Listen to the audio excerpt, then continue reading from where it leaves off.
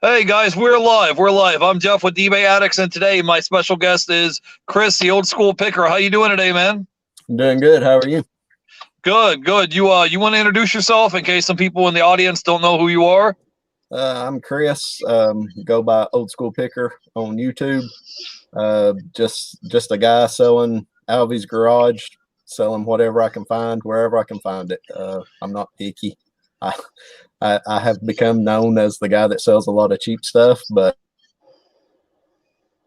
I always say you sell what you know. I'm not living in a huge area where I can find really great stuff, so sell what you find and make it work. That's what I do. And I just Yeah. document my journey. Where exactly are you from? I'm assuming you're from Tennessee. Where are you from? I Tennessee, assume. brother. Yeah. I assume so. I just wanted to make sure. So, I'm but back. that's all right. I mean, I think it's all right if you sell cheaper merchandise. It all adds up. It sells or sells, right? It all adds up. I think so. I mean, a lot of people won't fool with the lower dollar items, and I don't love to, but where I live in a very low income area. You're not always going to the Goodwill and finding $5 stuff that sells for 50. So, if you find something that's $2 or $3 and you can sell it for 10, if you can do that enough times during the day, then I say do it, because you got to do whatever makes it work. Yeah, it'll add up. You're not going to hit a home run on every item that you list. It's all right as long as it adds up and you start making some sales. So, you want to tell people what all platforms that you're selling on right now? Right now, I'm just on eBay and Mercari. I do have two eBay stores. I just up my second eBay store, 1,000 free listings, the $60 one. So I've got two $60 stores, but I've got enough stuff to fill them up. So that's what I plan on doing this fall and winter. All right, awesome. Yeah, I have two eBay stores as well. Could you talk a little bit about your plan or your strategy with having multiple different eBay stores?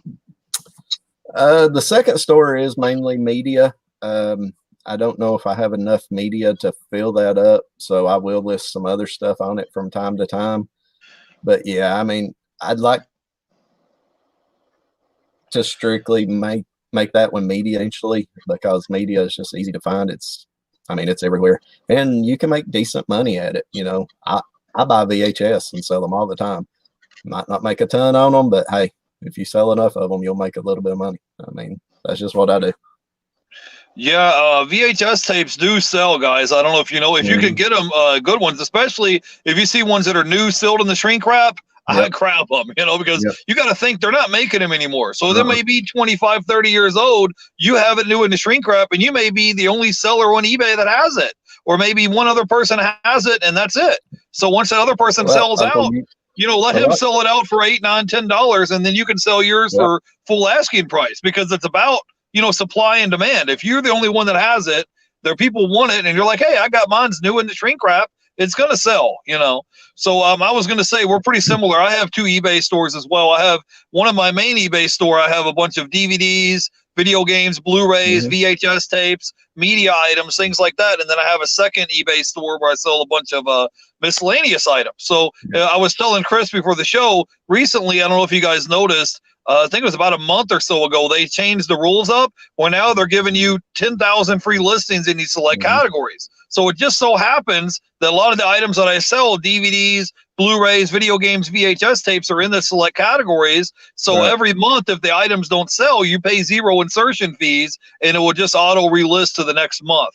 I wanted to say hi to some people in the chat. I didn't want to ignore you guys. We got Jennifer Hayes here. She says, hey, Jeff and Chris. Hey, Jennifer, I hope you're doing well. I hope your wrist is feeling better. We got Paul here, and we got Nikki T. I just saw you guys had a new video out. I saw Rev Resell with his get up, his outfit he had on. It was funny. So, Chris, what you want to talk a little bit about how you first got started into reselling? Like, were you watching YouTube videos, or did someone talk you into it, or what happened? I got addicted to reselling when I was in 7th grade, going to the flea market. I've told this story before, but going to the flea markets with my dad. He was a huge coin collector, coin buyer.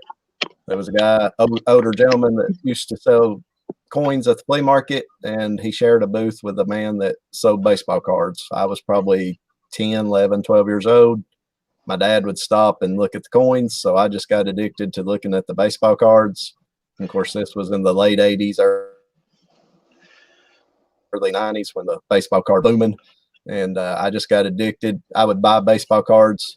I'd buy the packs, keep the ones I wanted, take the ones that I didn't want to school on Mondays and sell them and end up making more. Of course, I wasn't doing it to resale. I didn't think anyways. I was doing it to get rid of the ones I didn't want. And I would get rid of them and usually make at least my money back, if not some profit. And I would basically get the cards I wanted to keep for free. I was a huge Braves fan, so I'd always keep the Braves cards. And then as I got older, graduated high school, I would still resell here and there, pick up things. You know, I was kind of a junker, they call them. I always had something laying around my house that somebody wanted, or, you know, or I would look to buy stuff that I was like, that's worth more than that, you know, and I'll find somebody that eventually wants it. And then when eBay come out, whatever year it came out, I think my brother started tinkering with it. Of course, the internet was new. Heck, you know, back then nobody knew. I got around. I think I started on eBay, went back in 2002, and just played around with it and sold a few things, bought a few things, and then I think around 2010, 2012, somewhere in there, I went full time. Sold a ton of NASCAR diecast. I had at one time probably the biggest NASCAR diecast store on eBay. Me and my brother-in-law was partners in it, and I'd done that for 2 years and got completely burnt out on it because I was doing so much business. So I decided to go back to work, and life changed. So I had to quit my job a few years ago to stay at home. My wife is disabled and my youngest son is disabled as well. So I was like, I'll just go back home and start eBaying. But of course, the NASCAR diecast market died, so I had to figure out other things to sell, and now I just sell anything and everything. So back to full time. All right, awesome. I wanted to catch some people in the chat. We had addicted to hustle. We were going to say, if you're addicted to eBay, you're in the right place, bro. Like my channel is called eBay Addict. So you're at the right place. We got my buddy here, Sir Flips a lot, all the way from Germany. Thanks for coming out, man. We appreciate you. We had him on the show the other day. We had Jennifer Hayes is here. I hope you get feeling better.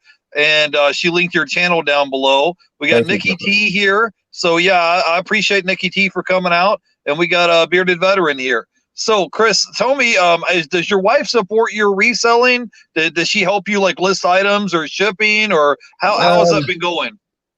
No, she don't really help on the listing part. She has multiple, so yeah, it's tough at times. I will set her up like gaming. If I get a bunch of, I love to sell video games, and I buy them in bulk lots. So a lot of times I'll bring the system in because I like to test my games if I have the system, and I'll set it up for her and just let her set and test them and clean them up. And she does a lot of the cleaning up for me. I get her out here to print labels a lot too as I'm boxing the stuff up, especially on Mondays. But when I have a lot going out from the weekend, but no, I'd say 95% of it one man operation. But she helps when I ask her to, but I just don't ask her too much. Well, I was just thinking if she was home that you guys could be tag teaming it, and maybe you could take some photos or whatever. She'd have the photos on her phone and you'd be sitting there on the couch helping list items. I was just throwing it out there. I wasn't trying to be pushy. No. I was just asking questions. No, I know. I didn't take it that way. All right. So talk a little bit about. Whenever I ask, I just don't ask her too much. Okay, awesome. So I saw that you had a meetup with Rev Resell and OBX Picker and those guys. How did that go? Well, that was actually the second meetup. We met. I live right off the Highway 127. I live a couple of 100 yards from the 127. So they came up here to Tennessee for the 127 yard sale back in August. And then just about a few weeks ago, we met down in Alabama at Redneck Resale's shop for the 411. So yeah, no, that's been the best part of YouTube so far, those two meetups. I love YouTube. I love talking to people and meeting people, but meeting those guys in person was the highlight of YouTube so far. Can't wait to meet them up again. That's the worst part about it. As soon as we leave, we're ready to do it again. But just watching how other resellers do it and how, and just meeting them personally, because what you see on YouTube is exactly who they are, if not better. But yeah, that's why Nikki T's writing hashtag fun size resellers. That's what she calls us, because we're on the short side. Well, that's all right. So, but it sounds like you guys had a good time meeting up. Did you find some good stuff at the yard sale, or did you guys go out to eat afterwards, or what did you guys do? Yeah, we actually ate twice. But yeah, I did. I done okay. I done better the next day. Let's see, we met up on Friday, I believe. Yeah. And then the next day was Saturday. So I kind of just yard sailed on my way back home. And I ended up finding quite a bit of stuff. I've been keeping up with it on my little board back here. I think on the trip, I spent, food and hotel and everything, around $600. And I've got over $1,400 listed so far from that trip. And I've still got at least $500 or $600 more to list. So, not huge profits, but when you meet up like that, you're not going down there to make money. You're going down there to meet the people. But if you can make money at it too, that's great. So I ended up finding quite a bit, though.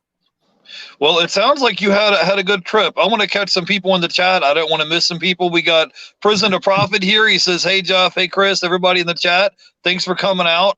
We have Jennifer Hayes, Bearded Veteran. We got Sir Flips a lot. He has a question for you. He says, "I get about not asking for help. Do you ever want to get as big as you are with the NASCAR stuff?" I don't know that I could do that by myself. I had, like I said, back then, me and my brother-in-law was partners. We would go buy huge NASCAR collections, and he would take it to his house. He would list it, and then he would get it, send it to me, and I would do I was shipping out 50 to 75 of those a day. I was literally shipping 4 to 5, 6 hours a day. Sometimes on Mondays, I would be shipping out 6 or 8 hours a day. So to get to that scale by myself, it would be tough, because I was not doing any of the listings. He was doing all the listings, and I was just doing the shipping. But all right, so Chris, I want to get as big as I can. It has taken a while. It's taken me 2 years to get back to where I'm at now, but I'm probably about 30-40% of what I was back then. And yeah, I don't know. That's a good question. All right, I got some questions for you. How many items do you have listed right now between your 2 eBay stores and your Macari store? How many items do you have listed total at the moment? And how has your sales been so far this year? Probably around items, close to it. I know and that's counting multi-quantity, because on my main store, I have quite a few items. I have multi-quantity. I think I've got around 1,500 on it. The second store, I think I've got 300 to 400, somewhere in there, and then Macari around 100. So yeah, close, somewhere between 1,800 and 2,000. Sales so far this year they've been increasing. Started out the year slow, but like I said, it's taken me some time to get inventory built up, money built up to buy inventory. And I'm trying to do it different this time. I'm trying to do a slow build a little bit more, because I'm telling you, I just burnt myself completely out those 2 years we were doing the NASCAR. I mean, it just, it's bad when you want to go back to work, and I was ready to go back to work because I just burnt myself out, and I don't want to do that again. YouTube's helped on that. Because back then there was no YouTube sellers, or not that I know of. So it's good to talk to other people about it, and you learn a lot. And I'm trying to do it a little different, and a little slower. All right. So I got some questions for you. What are some of your plans or strategies right now to help increase sales going into fourth quarter? Do you have any tips or tricks or strategies that you could give us? Yeah, I've been anybody watches my channel, they know I do a listing challenge every month, and I've been trying to really increase my listings. I'm a huge believer in activity on your account. If you don't, I think you should list every day if you can. I've been trying to cut my listings back down to 5 days a week instead of 7 because I was once again burning myself out. So I've been trying to list Monday through Friday and just treat it like a regular job. But sometimes to get to where you want to go, doing your own business, I mean, you have to just grind it. Yeah, fourth quarter, I know it. My sales last couple of days have been slow, but this weekend I had a pretty decent weekend. So, you know, it's eBay. It's up and down. You just ride the wave.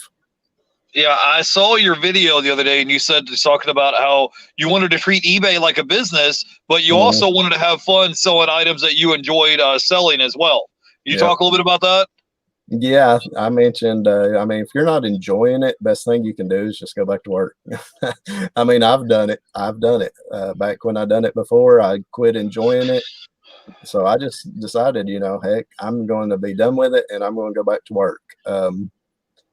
I think a big key of that is to sell stuff you enjoy. Of course, I sell stuff that I don't enjoy because you have to make the money. Clothing was a perfect example. I will sell it on Macari. I hate it, but I will sell it. But my favorite thing to sell is action figures, toys, video games, stuff like that. So you have to kind of mix that stuff in. You know, I'll come out here and get books and stuff I just hate selling and hate fooling with, but also mix in a couple of things that I enjoy. So, you know, you kind of push yourself to get to those things. It's what keeps me motivated. It's what keeps me going. It's what keeps me from being burnt out. I mean, I wish I could find enough action figures and toys, vintage toys from the 80s that's all I had to list, but it's hard to find, you know. I mean, it's not just laying around everywhere, not in my area. All right. You said this earlier that you try to get a video game in lots. How do you go about doing that? I mean, instead of just buying one-off items at the Goodwill or the thrift store, how does someone go about getting a big lot? Let's say if they said, "Hey, I want to go buy a big lot of video games at one time." How do they go about doing that? Facebook Marketplace to me is the best place as far as finding collections and lots. Back when me and my brother-in-law was doing the NASCAR, you know, man, we wore Craigslist out. You know, that's all. Of course, back then, that's really all there was. So, you know, we just searched Craigslist every day, and we are Southeast. There's probably not a collection left in the Southeast United States. It's because, man, we was buying them all. We Louisiana, Mississippi, Florida, Georgia, the Carolinas, all through Tennessee. But now, you know, Craigslist in my area is not that big of a deal no more. So Facebook Marketplace, I've looked up and found a couple of pretty big collections of video games just yard selling. I've looked up and done that a few times, just out yard selling, you know. But yeah, if you just keep searching Facebook Marketplace, you'll come up on them. All right. So do you travel a little bit and go from go out of your comfort zone and travel to other cities or other towns or other states in order to try to get merchandise? Or do you just stay local in your little town? Because I've found sometimes, like, I like to shop at a lot of pawn shops, and let's say I go in there and I clean them out. Well, it may take them 2, 3, 4 weeks for them to restock the shelves because you just cleaned them out. So it's not like that they have a backlog of inventory in the back room that they're not showing you. Sometimes you have to travel a little bit. You want to talk a little bit about how that's been for you? About any kind of sourcing I do, I have to travel. My town is so small, we don't even have a red light. We have stop signs at our intersection. We don't even have one single red light. So any kind of sourcing I do, I have to go at least 30 minutes away. I have a Goodwill 30 minutes away, and then I have go the other direction. I've got a place about 45 minutes away that's got 5 or 6 pretty decent thrift stores. So I usually, I'm always traveling. As far as traveling out of state, I've done it just for the 411. I think that's the only out-of-state trip I've took this year as far as sourcing. But yeah, I mean, I've done it in the past, and if I didn't have so much inventory, I'd do whatever I had to do. I mean, that's what you do. But I've got into buying pallets recently too. I just bought a huge, well, it wasn't pallets, but it was 2 huge boxes of makeup. No, it is cheaper drugstore makeup. It's not the high dollar makeup, but I've done fairly decent with it. And the place I bought it from is a pallet store, and they sell stuff by the pallets. I've bought pallets before in the past, and moving forward, that's probably what I'm going to get into, just because I want to go and spend a bunch of money all at once and not have to leave my house again for a month. That's what I like to do. That way I can just sit and list. Yeah, well, I was going to say another good thing about it is if you somehow get a whole pallet of merchandise, if you find something that has one SKU, you could just put this. You can take photos, list that one item, and say, okay, I've got 50 of this one item. So instead of listing 50 different SKUs, you just say, okay, I've got one SKU and I got quantity of 50 of this one number, and then it just sells over and over and over again. Instead of you spending hours and hours trying to list. Let's say if you had 50 items. You were trying to scan the barcodes and list 50 separate SKUs. Now you have one SKU and you say, okay, I have a quantity of 50. I want to catch some questions in the chat real quick. He says, old school, where do you like to source the most? And then we got a question from Prison to Profit. He says, where is the place you refuse to thrift from? So if you want to hit both of those 2 questions. My favorite place is yard sales. I mean, the profit you can make on yard sales, you can't make that profit anywhere else. I mean, every now and then you'll look up at a thrift store and make really, really good money, or Goodwill. But to me, yard sales. And the thing about yard sales is you never know what you're going to find. The stuff is usually in pretty decent condition. It usually has been tested. It usually works. So yard sales is by far my favorite. My place I refuse, probably going to make some people mad, but I do not like the Goodwill bins. I've been one time, and that was enough for me. I hate to use the word refuse, because if it got bad enough, I'd go back in a heartbeat, but it's not my favorite for sure. All right.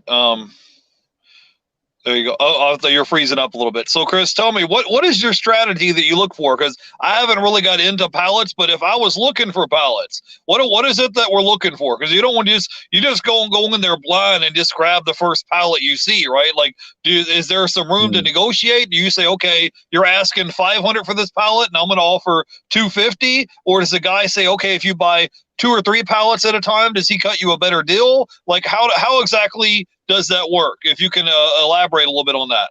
Yeah, they're usually pretty set on their prices, because they do so much business and do so much volume.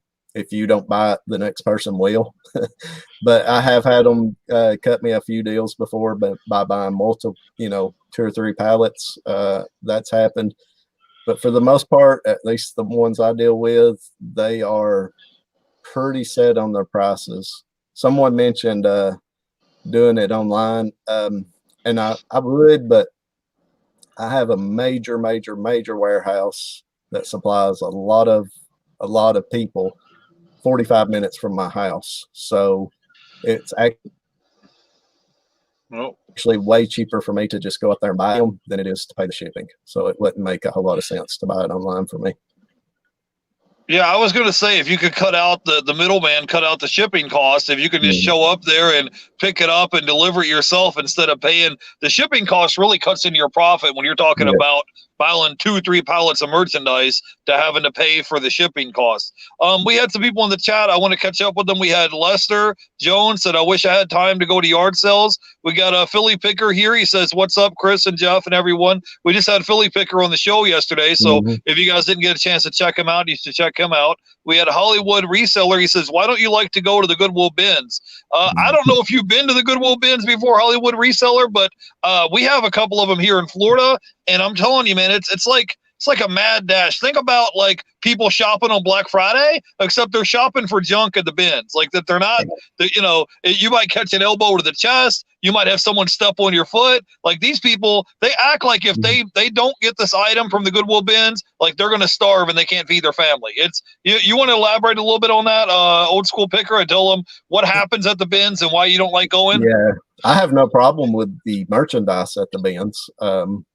because you can find good stuff. I mean, I just glove up and go for it because you never know what you're going to pull out of the bin. So I definitely glove up. But yeah, the merchandise ain't the problem. It's the people. The one closest to my house is not in the best of neighborhoods. It's not. It's just not for me. Like I said, I'm not against it, but I'd rather not. If I can find stuff on a shelf that's already ready to go, I'd much rather do that. Yeah, we had Prison of Poverty says, me too. I hate the Goodwill bins. It's the last option for me. Like Chris is telling you guys, he doesn't have a problem with the merchandise at the Goodwill bins. He just doesn't want to be, a street fight to get merchandise. It's not, it's not that serious. We got Nikki T here. We got Philly Picker. Nikki T had a question for you. She says, how often does Chris wear red and black? I don't know if that's a serious question or not. Never. Yes, they're Georgia Bulldog fans. That's what that's about. Is that what that is? Okay. Yeah, Georgia. Okay, we got Lone Star. We got Lone Star Picker here. He says, hi to y'all. He says, hang in there. I have to go to work tonight. Going to take a nap soon. All right, well, catch a nap, and we'll see you later. Thanks for stopping by. And so anyways, I just had some questions for you. Do you do any retail arbitrage? Can you give us any tips or tricks on that? Have you gone to like Walmart clearance and try to find some items? How's that been? Yeah, I'm not good at it. I do it every now and then, especially the best time is right after Christmas or right before Christmas because they're trying to clean out their shelves to make room.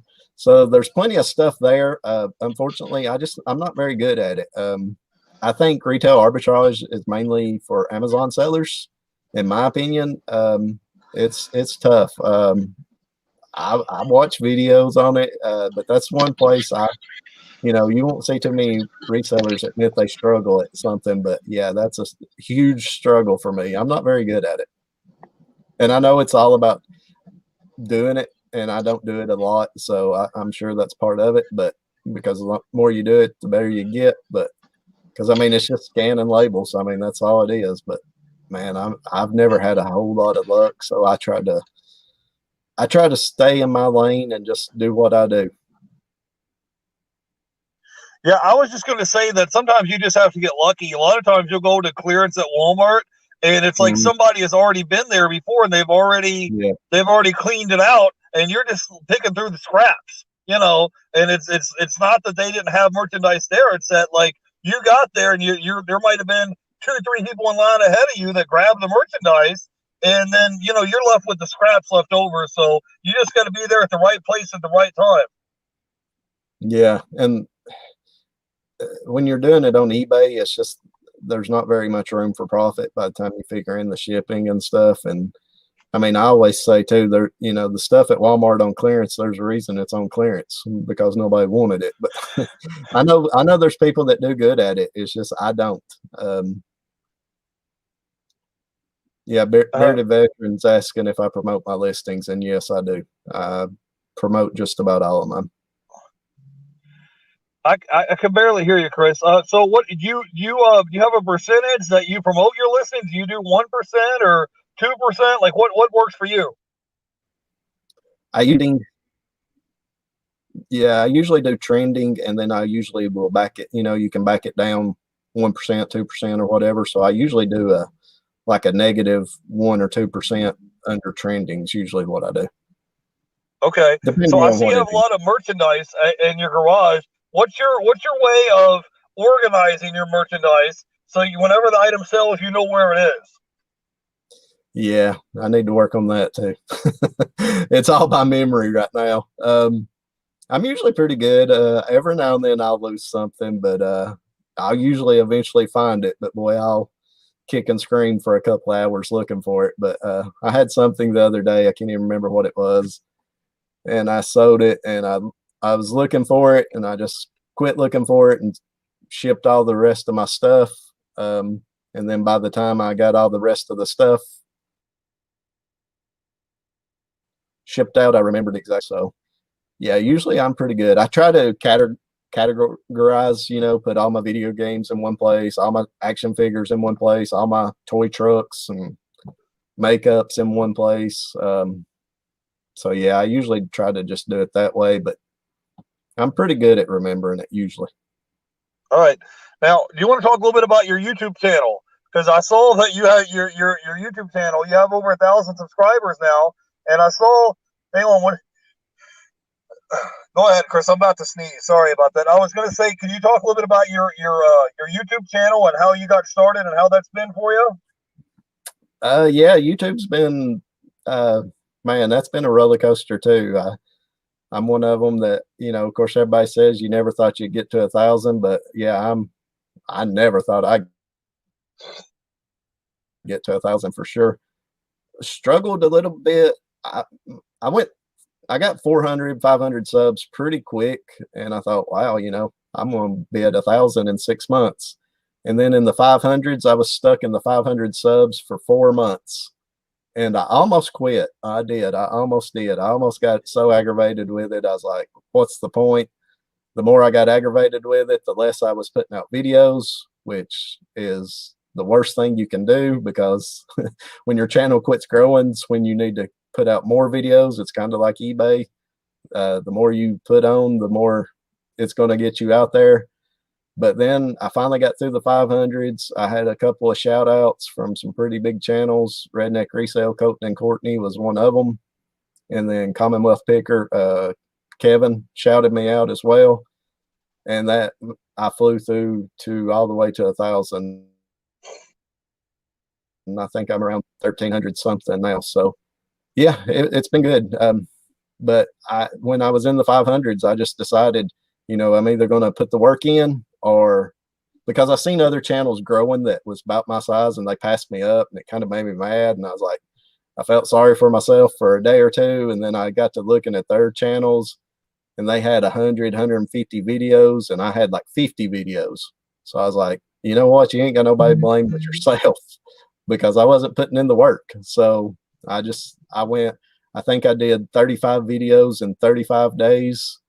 And between that and the shout outs, and I did have a video of the 127 that I don't want to say went viral, but it had over 2,000 views.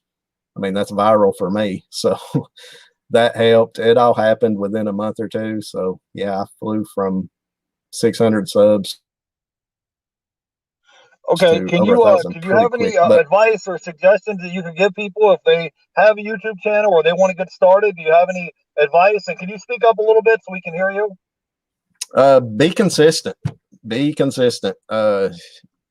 Just like you list every day on eBay, or should be. You don't have to make a video every day, but you should be putting out a video 2 or 3 times a week if you really want to grow. It's tough sometimes. I know my life's busy, but I try to put out one every other day at this point. So yeah, I think consistency is the biggest thing on YouTube.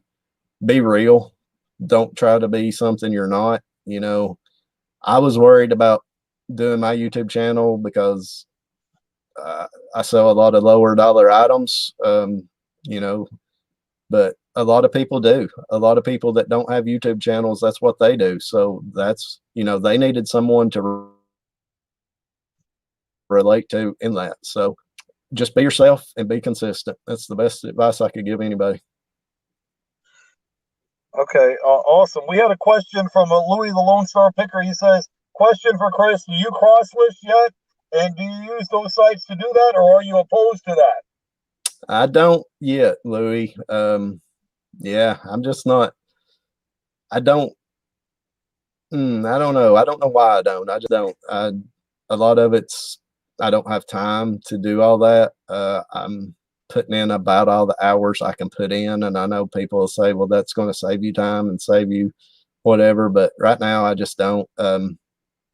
With all I got going on in my personal life, I do what I do, and that's all I have the time for, and it pays my bills. So I just don't need any more confusion in my life. I'll put it that way. Okay, cool. I just wanted to catch the people in the chat. We had Forum Girl Scavenger Nicole. She says, I just wanted to pop in and say hello. Chris, you're doing great. We have Nikki T here in the chat. We had American Made. We had Kentucky Fan. We had Farm Girl Scavenger Nicole. Hang on, I thought I missed a question. Sorry, guys. He says, "Hey Chris, what kind of printer do you use? You use laser, inkjet, zebra label? He wants to know what kind of printer you use for your business." I am Team Rollo. But best investment I ever made for eBay. All right. Man, you can do it with daggum inkjet. I done it all those years I was doing the NASCAR stuff and printing for 6 and 8 hours a day. I don't even know if they had thermal printers back then. I was just doing it with an inkjet, and oh my God, when I went back and started back doing it, and I done it for about 6 months, taping labels, and I said, no more, no more. I am buying a Rollo. If mine tore up today, I would order one today. Best money I ever spent on reselling. All right, awesome. We got BK from the Rocky series. Says like, share, subscribe. BK, man, send me an email after the show. I need to talk to you when you get a minute. We got American Made here. We got This Overstuffed House. Says hi all. We got Prison to Profit here. Farm Girl Scavenger Nicole says the price of postage goes up, a yearly thing, and it's unfortunate, but it is what it is. Overstuffed House says, I don't cross list. It takes a lot of time. My Etsy is for craft stuff only. Now, can you talk a little bit about how that's been working for you? You have your 2 eBay stores and you have your Macari store. How has that been for you so far this year, Chris? Do you have any suggestions if someone's like, hey, I already have an eBay store and I'm thinking about starting on Macari or opening up a second eBay store? Yeah, Macari has been really, really good to me so far. I've been on it for, I think, around 2 months. It's been really good. I think I have over 40 sales, so somewhere in there, and that's pretty good. No more time than I'm devoting to it. I'm using it to get rid of a lot of my clothing that I've accumulated over the years, so that's been good. And it's just all about putting it in front of different eyes, because I would love to know the percentage of people that shop on Macari and eBay. As far as shop on both, very low. I think you have eBay buyers and I think you have Macari buyers, and Macari is a whole lot younger audience. A lot of the clothing I had bought over the years was stuff for younger people, so Macari is just a perfect place for that, in my opinion. I'm not doing Poshmark. I'm not doing it too much. It takes too much effort and time, I think. So I just decided to go on Macari. Opening up 2 eBay stores, don't do it until you're ready. There's no sense in it. It is a lot easier to just manage one, of course. Independent. I mean, the reason I did it is because I had 1,500 listings on one store. So it's cheaper to open up a second store than it is to keep paying the 20 cents listing fee or whatever it is. So just do the numbers, because if you're paying a lot of listing fees, either up your store subscription or open up a second one. And I'm not doing the enterprise because I think it's like $300 a month or something like that. Yeah, that's what we were talking about earlier, that if you find items that are in that select categories, then you won't have to pay, you pay 0 insertion fees if you find items that are in that select category. So that's what I've been doing. Like I said, I've been trying to look for items like DVDs, Blu-rays, video games, VHS tapes. There's a bunch of items that are in that select categories. If you can find them, then you pay 0 insertion fees. So that definitely will help. Now, Chris, give me your top, 2 or 3 tips that you can help somebody if someone is a new reseller or if someone is a part-time reseller and they want to be a full-time reseller like yourself. You have some tips or tricks or some advice that you could give somebody? One tip. Yeah, if you're just starting eBay, learn shipping.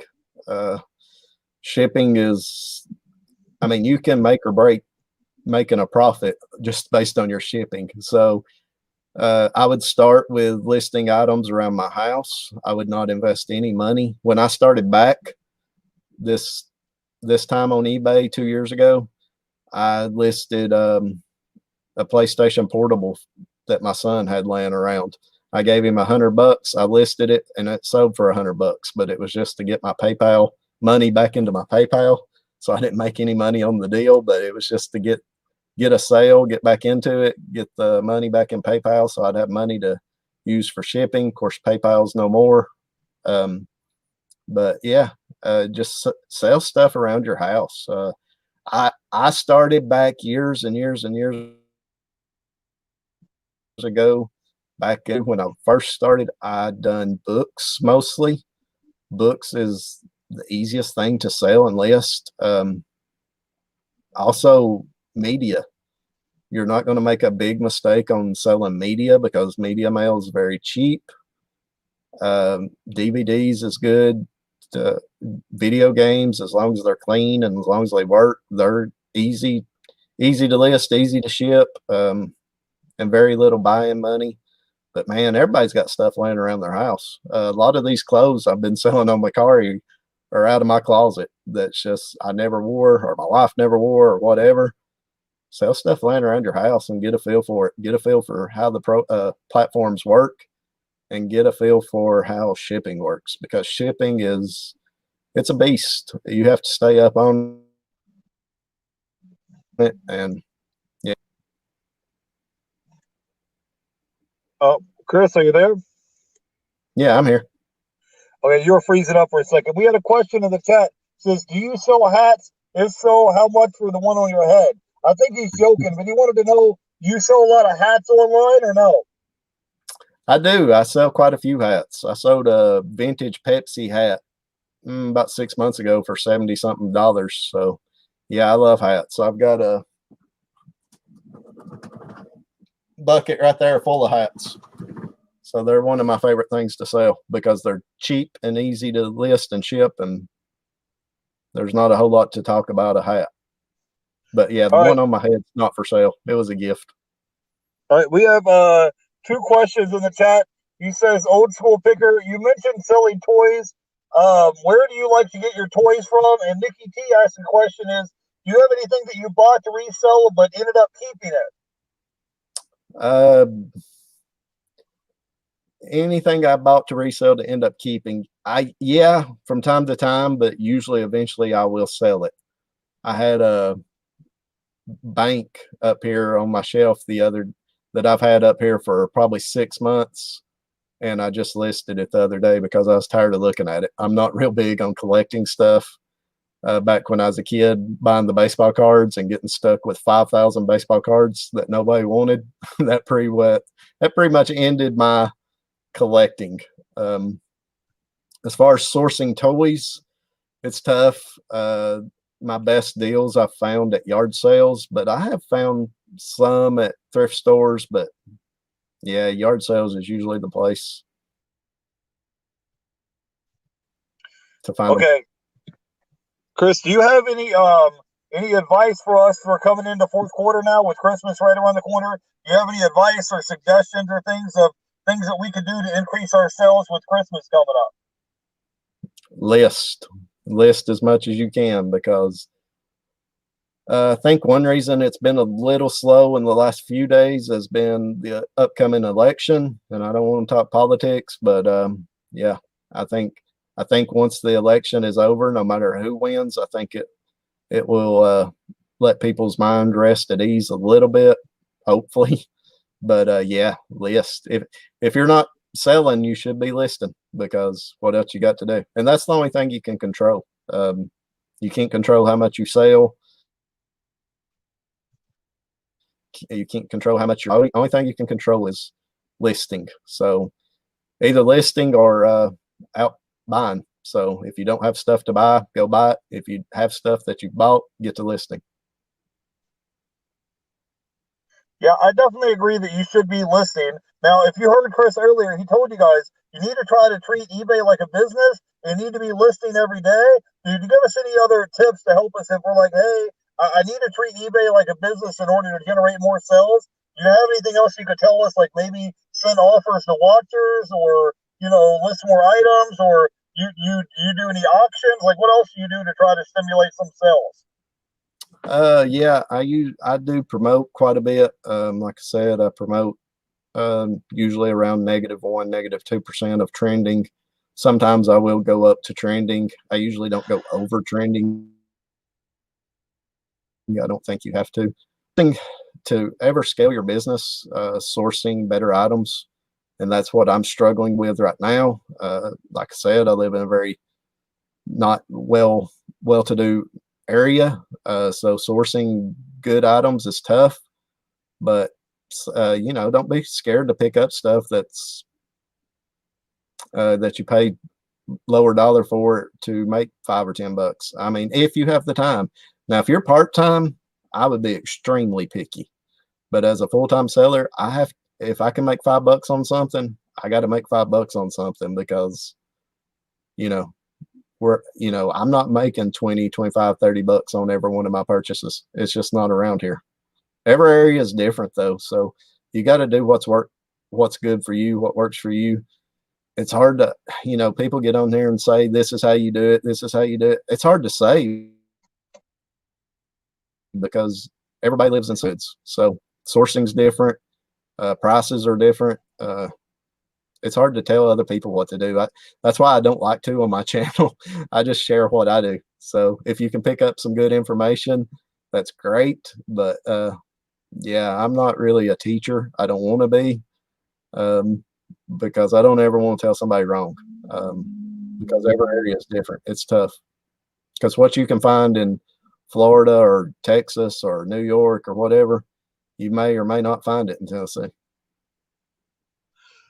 Yeah, it's different. Yeah, it's different in different places. You know, for example, in Florida, where I'm at, it's warm year round, so I can go to yard sales and estate sales year round. But other places, it may not. It may not be like that. So I wanted to say hi to my buddy Rev Resell. We had him on the show here recently. He says hello, brother, and everyone else in the chat. We have Lone Star Picker here. I think that's it. I don't think we had any more questions in the chat. So tell people where they can find you out on Instagram and YouTube. Old School Picker on Instagram and on YouTube. I've got a video that's coming out in about 45 minutes from my weekend sales, so everybody check it out. Okay, cool. We have one more question here. It says, Chris, have you done the sell similar reset on old items after relist automatically and ended up selling similar items instead to relist the algorithm to make it think that it's new stock?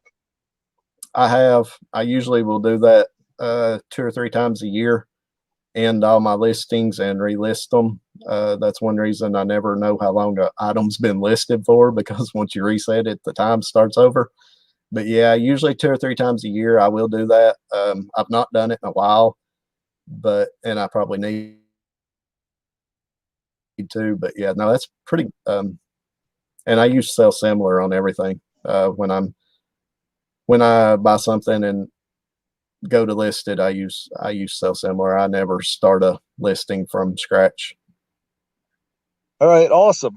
Well, hey, we've been streaming for about 50 minutes, so I want to thank our guest, Old School Picker, for coming on the show today and hanging out with us. And I want to thank everybody here in the chat that was here. We had This Overstuffed House, Bearded Veteran. We had Lone Star Picker, Rev Resell, BK from the Rockies. We had American Made. We had Nikki T here. And I don't know if I missed anybody. Farm Girl Scavenger, Noel. So if I missed you, I apologize. But thank you guys for hanging out with me.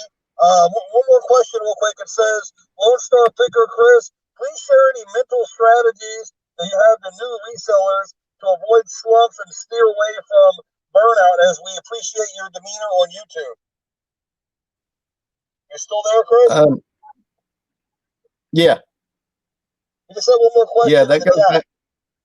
Yeah, I got you. Yeah, that goes back to selling and listing and dealing with stuff that you like, because if you don't, you will burn yourself out. If all I did was sell clothing, I would have done quit a long time ago because I hate it.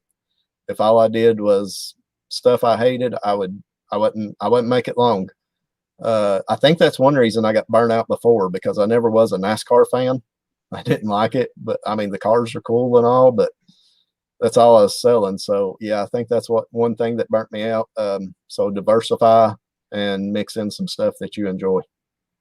All right, got it. We appreciate you guys. Thank you for coming by, and go check him out. I will have his link down below if you want to check out Chris, the Old School Picker. You guys have a great day, and I'll see you later. Have a good night.